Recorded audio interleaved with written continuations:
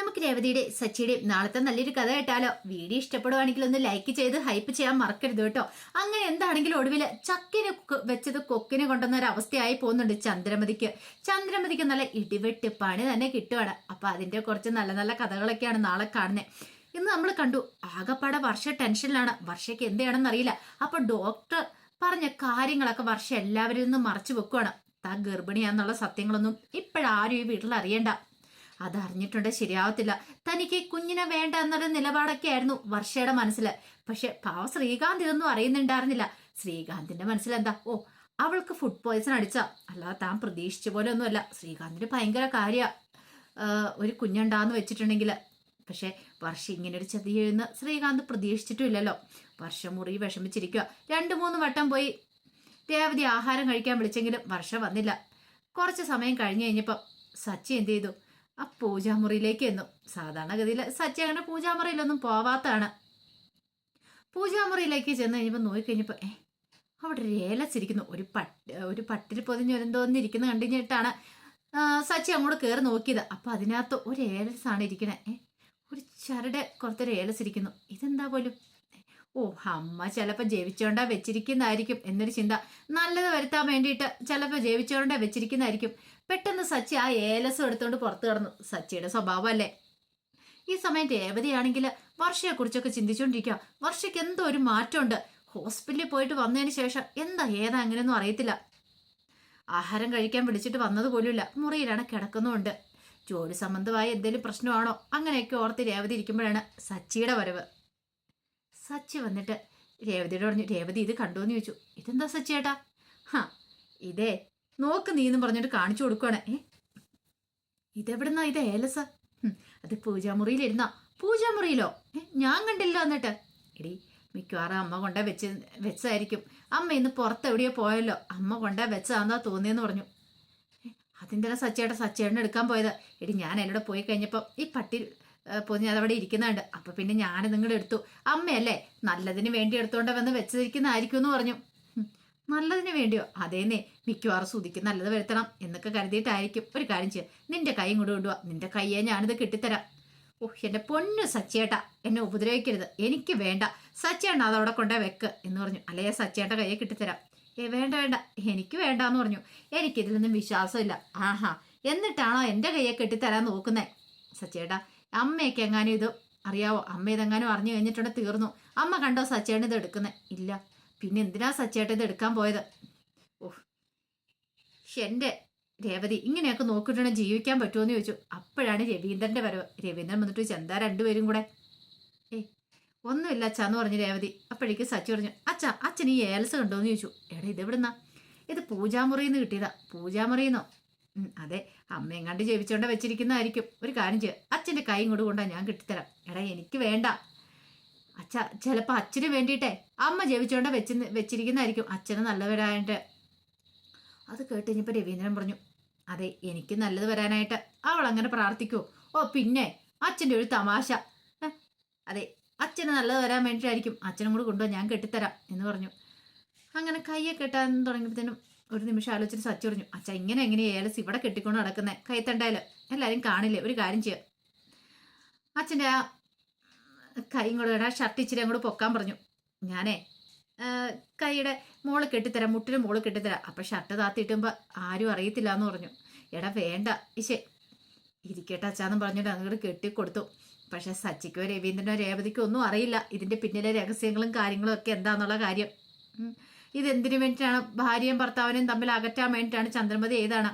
കാരണം ശ്രുതിയോട് വെറുപ്പ് തോന്നാൻ വേണ്ടി ചെയ്ത കാര്യമാണ്, ഭാര്യയോട് വെറുപ്പ് തോന്നാൻ വേണ്ടിയിട്ട്. പക്ഷെ ഇത് കെട്ടിക്കൊടുത്ത രവീന്ദ്രനാന്നുള്ള സത്യമൊന്നും ചന്ദ്രമതിയോട്ട് അറിഞ്ഞിട്ടുണ്ടായിരുന്നില്ല. ശ്രുതി വന്നിട്ട് ശ്രുതിയുടെ കയ്യെ വൈകുന്നേരം കെട്ടിക്കൊടുക്കണമെന്ന് വിചാരിച്ചിരിക്കുക. ഈ സമയത്ത് ശ്രുതി എന്ത് ചെയ്തു? ശ്രുതി ആകെപ്പാടെ ടെൻഷൻ അടിച്ചിരിക്കുമ്പോഴത്തേനുമാണ് ഭാമ വീട്ടിലേക്ക് വരുന്നത്. ഭാമ വന്നു കഴിഞ്ഞപ്പോഴത്തേനും ശ്രുതി ചോദിച്ചു, എന്തായി, എവിടെ പോയതാന്നൊക്കെ ചോദിച്ചു കഴിഞ്ഞപ്പോഴത്തേനും പറഞ്ഞു, അത് മോളെ സ്വാമിയെ കാണാൻ വേണ്ടി പോയതാ. പിന്നീട് പോയ കാര്യങ്ങളെല്ലാം പറയണം. ഓഹോ അങ്ങനെയാണല്ലേ? എന്നാൽ ആൻറ്റി ഒരു കാര്യം ചെയ്യാം, ആ സ്വാമിയുടെ വീട് എവിടെയാ അല്ലെങ്കിൽ സ്ഥലം എവിടെയെന്ന് പറഞ്ഞു തന്നാൽ മതി എന്ന് പറഞ്ഞു. എന്തിനാ? എനിക്കും അവിടേക്ക് പോകണം. എന്തിനാ? അതൊക്കെ ഉണ്ട്, പറഞ്ഞു തരാൻ പറഞ്ഞു. അല്ല അത് പിന്നെ നീ എന്തിനാ അവിടേക്ക് പോന്നെ, കാര്യമുണ്ടെന്ന് തന്നെ കൂട്ടിക്കോളാൻ പറഞ്ഞു. ഒടുവിൽ ശ്രുതി എന്ത് ചെയ്തു, ഭാമ പറഞ്ഞ സ്വാമിയുടെ അടുത്തേക്ക് പോകണം, സ്വാമിയെ കാണാൻ വേണ്ടി പോവാ. അങ്ങനെ ഒരാൾക്ക് മാത്രം ചരട് കെട്ടിയിട്ട് കാര്യമില്ലല്ലോ, പണി കൊടുക്കാം താന് എന്നൊക്കെ ഒരു ചിന്തയായിരുന്നു മനസ്സിലുണ്ടായിരുന്നേ. തന്നെ സുതിയും കൂടെ അകറ്റാൻ നോക്കിക്കൊണ്ടിരിക്കുക. അങ്ങനെയാണെങ്കിൽ ഒരു പണി കൊടുത്തിട്ട് തന്നെ കാര്യം, ഇതങ്ങനെ വെറുതെ വിട്ടിട്ട് കാര്യമില്ലല്ലോ. എങ്ങനെയാണെങ്കിൽ തൻ്റെ അമ്മായിമ്മേനെ ശ്രുതിയും തമ്മിൽ അകറ്റണം, ഇനി അതാണ് തൻ്റെ ലക്ഷ്യം. ഒടുവിൽ ശ്രുതി അങ്ങോട്ട് ചെന്നു. ശ്രുതി എന്ന് കഴിഞ്ഞപ്പോൾ സ്വാമി ചോദിച്ചു, എന്താ കാര്യം തന്നെ ചോദിച്ചു. സ്വാമി, എന്നെ എൻ്റെ ഭർത്താവിനെയും തമ്മിൽ തെറ്റിക്കാനായിട്ട് എൻ്റെ അമ്മായിമ്മ കച്ച കെട്ടി നടക്കുക. അതിനിപ്പം ഞാനെന്താ ചെയ്യണ്ടേ, സ്വാമി ഒരു ഏലസ് ജപിച്ചു തരണം. അങ്ങനെ അത് കെട്ടുവാണെങ്കിൽ അതിന് ഭയങ്കര ശക്തി ഉണ്ടെന്നൊക്കെ പറയുന്നത് കേട്ടു. എൻ്റെ അമ്മായിമ്മയും എൻ്റെ ഭർത്താവിനെയും തമ്മിൽ അകറ്റാനായിട്ട് എനിക്ക് സാധിക്കും. കാരണം അങ്ങനെ അകറ്റിയില്ലെങ്കിൽ എനിക്ക് എൻ്റെ ഭർത്താവിനെ നഷ്ടപ്പെടും. എൻ്റെ അമ്മായിമ്മ കാരണം എൻ്റെ ജീവിതം തകർന്നുകൊണ്ടിരിക്കുക. എനിക്ക് വേറൊരു നിവൃത്തിയില്ല. ആത്മഹത്യയല്ലാതെ എനിക്ക് എന്ത് ചെയ്യണമെന്ന് പോലും അറിയത്തില്ല. അങ്ങനെ ഒരു സാഹചര്യത്തിൽ കൂടെ ഞാൻ കടന്നു പോയിക്കൊണ്ടിരിക്കണം. സ്വാമി എന്നെ രക്ഷിക്കണമെന്നൊക്കെ പറഞ്ഞിട്ട് കല വീഴുക. ഒടുവിൽ സ്വാമി പറഞ്ഞു, ശരി ആയിക്കോട്ടെ, ഞാൻ ജപിച്ചു തരാം. അയാൾക്ക് ദക്ഷിണ കിട്ടിയാൽ മതിയല്ലോ. അങ്ങനെ അയാൾ ദക്ഷിണയൊക്കെ വാങ്ങിച്ച് ചരട് ജപിച്ചു കൊടുത്തു. എന്നിട്ട് അത് എവിടെയാ കെട്ടേണ്ടത് എങ്ങനെയാന്നൊക്കെയുള്ള കാര്യങ്ങളൊക്കെ പറഞ്ഞു കൊടുക്കുകയാണ്. ഇതെല്ലാം കേട്ടിട്ട് ശ്രുതി ഭാമയുടെ അടുത്തേക്ക് വന്നു. ഭാമയുടെ അടുത്ത് വന്നിട്ട് ഭാമയോട് പറഞ്ഞു, ആൻറ്റി ഈ ചരട് കൊണ്ടുപോയി ചന്ദ്രമതി ആൻറ്റിക്ക് കൊടുക്കണമെന്ന് പറഞ്ഞു. ചന്ദ്രയ്ക്ക് എന്തിനാ? ആൻറ്റിയുടെ നല്ലതിന് വേണ്ട ആൻറ്റി ജപിച്ചാന്നും പറഞ്ഞ് ഭാമാൻറ്റി ജപിച്ചാന്നും പറഞ്ഞ് കൊണ്ടേ കൊടുത്താൽ മതി. അതെന്തിനാ? ഇത് കൊണ്ടേ കൊടുക്കുക, ബാക്കി കാര്യങ്ങളൊക്കെ നമുക്ക് കാണാമെന്ന് പറഞ്ഞു. എൻ്റെ പൊന്നു ശ്രുതി, ഇത് ഞാൻ കൊണ്ടേ കൊടുക്കില്ല, എനിക്ക് പേടിയാന്ന് പറഞ്ഞു. അതെ, പേടിച്ചിട്ടൊന്നും കാര്യമില്ല, ഇത് ആൻറ്റിയുടെ കൊണ്ടേ കൊടുക്കണം. ഞാനല്ലേ തരുന്നേ. ആൻറ്റിക്ക് അറിയാലോ.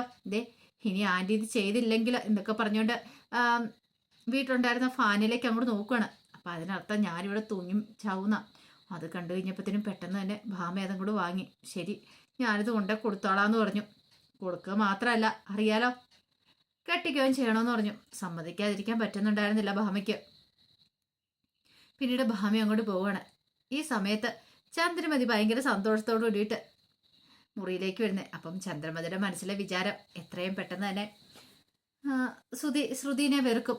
വൈകുന്നേരം ശ്രുതി വരുമ്പോഴത്തേനാ ജപിച്ച് ആ ഏലസും ചടവോടെ കെട്ടിക്കൊടുക്കണം.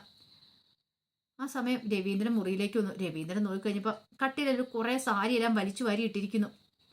ചന്ദ്രമതി ഒരു സാരി എടുക്കാൻ വേണ്ടി വലിച്ചു വാരി ഇട്ടിരിക്കുന്ന ചന്ദ്രമതി വന്നു കഴിഞ്ഞപ്പോൾ രവീന്ദ്രൻ ചോദിച്ചു, ഇതെന്താ ചന്ദ്രനെന്ന് ചോദിച്ചു. എന്ത്?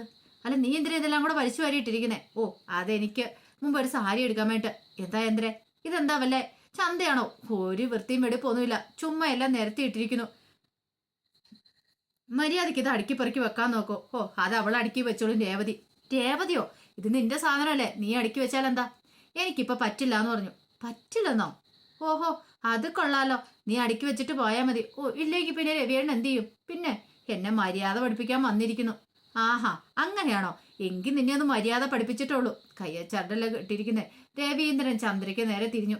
ചന്ദ്രമതി ആഹാ കാണട്ടെ എന്നുള്ള രീതിയിൽ പെട്ടെന്ന് ഞാൻ കാണിച്ചു തരാമെന്ന് പറഞ്ഞ് ചന്ദ്രമതി അടിക്കാനായിട്ട് ഞങ്ങോട്ട് ചെല്ലുമ്പോഴത്തേനും സച്ചിൻ രേവതി ഇത് കൊണ്ടുകൊണ്ട് വരുന്നേ. പെട്ടെന്ന് തന്നെ അവർ വന്ന് രവീന്ദ്രനെ പിടിച്ചു മാറ്റുവാണ്. ചന്ദ്രമതി ഇടിവെട്ടേറ്റ പോലെ നിൽക്കുകയാണ്. ചന്ദ്രമതി ഇത്രയ്ക്ക് പ്രതീക്ഷിച്ചിട്ടുണ്ടായിരുന്നില്ല. വാട്ടി കൊടുത്ത് അടി വാങ്ങിയെന്ന് പറഞ്ഞാൽ ഏപ്പി. രവീന്ദ്രനെ ആദ്യമായിട്ടാണ് സച്ചിൻ രേവതി ഇത്ര ദേഷ്യത്തോടു കൂടി കാണുന്നത്. അങ്ങനെ എന്താണെങ്കിലും ഏലസ് പ്രവർത്തിച്ച് തുടങ്ങുന്നുണ്ട്. അപ്പം അതിൻ്റെ കഥകളൊക്കെ കാണാൻ പോകുന്നത്. ആ വിശേഷങ്ങൾക്കായി നമുക്ക് എല്ലാവർക്കും കാത്തിരിക്കാം കേട്ടോ.